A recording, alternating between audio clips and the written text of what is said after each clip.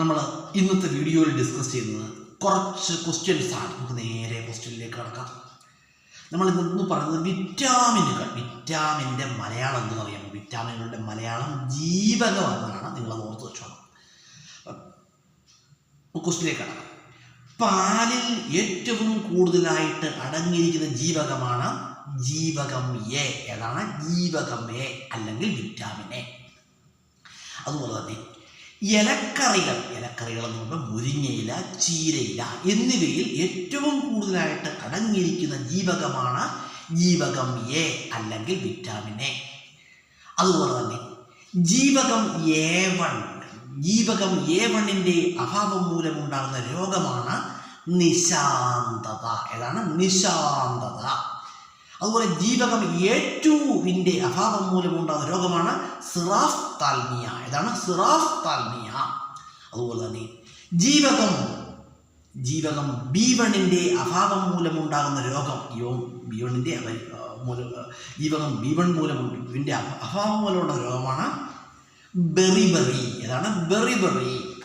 ജീവകം B3യുടെ അഭാവം മൂലമുണ്ടാകുന്ന രോഗമാണ് പെല്ലഗ്ര. ഏതാണ്? പെല്ലഗ്ര. ജീവകം B9ൻ്റെ അഭാവം മൂലമുണ്ടാകുന്ന രോഗമാണ് മെഗാലോബ്ലോസ്റ്റിക് അനീമിയ. ജീവകം B12ൻ്റെ അഭാവം മൂലമുണ്ടാകുന്ന രോഗമാണ് പെർണീഷ്യസ് അനീമിയ. അതുപോലെ തന്നെ ജീവകം സിയുടെ അഭാവം മൂലമുണ്ടാകുന്ന രോഗമാണ് സ്കർവി. അതാണ് സ്കർവി. നാരങ്ങ, നെല്ലിക്ക, ഓറഞ്ച് എന്നിവയിൽ അടങ്ങിയിരിക്കുന്ന ജീവകമാണ് ജീവകം സി. ഓർത്തു വെച്ചോണം. ഏറ്റവും കൂടുതൽ രോഗപ്രതിരോധ ശേഷി സാധ്യമാക്കുന്ന ജീവകമാണ് ജീവകം സി. അതുപോലെ തന്നെ സൂര്യപ്രകാശത്തിൽ ഏറ്റവും കൂടുതലായിട്ട് അടങ്ങിയിരിക്കുന്ന ജീവകമാണ് ജീവകം ഡി അല്ലെങ്കിൽ വിറ്റാമിൻ ഡി. അതുപോലെ കുമിളിൽ എന്തുണ്ട്? കുമിളിൽ ധാരാളമായിട്ട് അടങ്ങിയിരിക്കുന്ന ജീവകം അല്ലെങ്കിൽ വിറ്റാമിൻ ഏതാണ്? വിറ്റാമിൻ ഡി ആണ്. വിറ്റാമിൻ ഡിയുടെ അല്ലെങ്കിൽ ജീവകം ഡിയുടെ അഭാവം മൂലമുണ്ടാകുന്ന രോഗമാണ് ഏത് രോഗം? ജീവകം ഡിയുടെ അഭാവം മൂലമുണ്ടാകുന്ന രോഗമാണ് കണരോഗം അല്ലെങ്കിൽ റിക്കറ്റ്സ്. ജീവകം ഇയുടെ അഭാവം മൂലമുണ്ടാകുന്ന രോഗമാണ് വന്ധ്യത. ഏതാണ്? വന്ധ്യത.